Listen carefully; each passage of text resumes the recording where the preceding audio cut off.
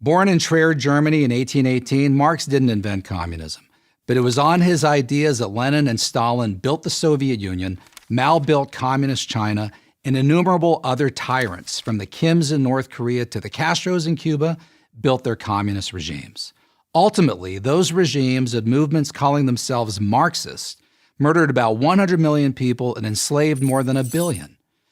Marx believed that workers, specifically those who did manual labor, were exploited by capitalists, the people who owned, as Marx put it, the means of production, specifically factories, but who did very little physical labor themselves. Only a workers' revolution, Marx wrote in Das Kapital, could correct this injustice. What would that revolution look like? Marx and his collaborator Friedrich Engels spelled it out point by point in the Communist Manifesto. It included the abolition of property and inheritance, and the centralization of credit, communication, and transport in the hands of the state, and a lot more along the same lines. In other words, the state owns and controls pretty much everything. This notion was widely discussed and debated in European intellectual circles during Marx's lifetime, but nothing much came of it until Vladimir Lenin took power in Russia in 1917. This changed everything. Despite its repeated economic failures, Lenin's Russia, which became known as the Soviet Union, became the model for dictators around the world. Wherever Marx's ideas were practiced, life got worse. Not by a little, but by a lot. There is not a single exception to this rule. Not the Soviet Union, not Eastern Europe, not China, not North Korea, not Vietnam, not Cuba, not Venezuela, not Bolivia, not Zimbabwe. Wherever Marxism goes, economic collapse, terror, and famine follow.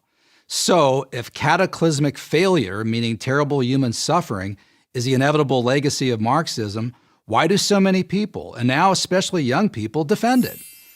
The most common answer Marxism's advocates offer is that they, whoever they are, Lenin, Stalin, Chavez, never really practiced Marxism. They all somehow got it wrong. Marxism, we are told, is, at its essence, about sharing what we have, from each according to his ability to each according to his needs, as Marx put it. Maybe that sounds good to you, but what does it mean? Who determines ability? Who determines need? The answer is the state, the ruling elite. Under Marxism, that's who has all the power. That's why the truth is this. Marxist dictators like Lenin, Mao, and Pol Pot really did get Marxism right. They wanted absolute power, and Marxism gave them the way to get it. Karl Marx never had to face the consequences of his theories. He lived most of his adult life breathing the free air of London, England, living off the generosity of his collaborator and patron, Engels, who, as it happens, inherited his money from his wealthy merchant father. Marx spent his days in the reading room of the British Museum, researching and writing. Although he was obsessed with the term scientific, he was never able to marshal data to prove his theories. There's a good reason for this. There was no data to prove his theories. For all his time in the library, Marx couldn't find any evidence to suggest that capitalism, the free exchange of goods and services through privately owned business, was a passing phase. Throughout the industrial age, working conditions constantly improved and wealth expanded. Marx had to rely on outdated reports to make his case. And even then, he had to manipulate the data to get it to conform to his predetermined theories. But Marx really had no interest in proving his theories. He knew that they could be put into practice only by brute force. He said so himself. Of course, in the beginning, communism cannot be effected except by means of despotic inroads, he wrote. His ends could be attained only by the forcible overthrow of all existing social conditions. All existing social conditions. That's religion, family, personal possessions, freedom, and democracy. They all had to go in order to achieve Marx's vision of an earthly paradise. But since few people give up their liberties and property voluntarily, creating a Marxist state has always required guns, prisons, and summary executions.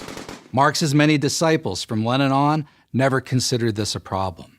Some, like revolutionary poster boy Che Guevara, considered it a bonus. I don't need proof to execute a man, Che is said to have boasted. I only need proof that it's necessary to execute him. If you're still a fan of Marxism after all the death, suffering, and destruction it's caused, that's your right. But own up to it. Don't hide behind the "it's never really been tried" line. It has. I'm Paul Kengor, professor of political science at Grove City College for Prager University. Thank you for watching this video. To help keep PragerU videos free,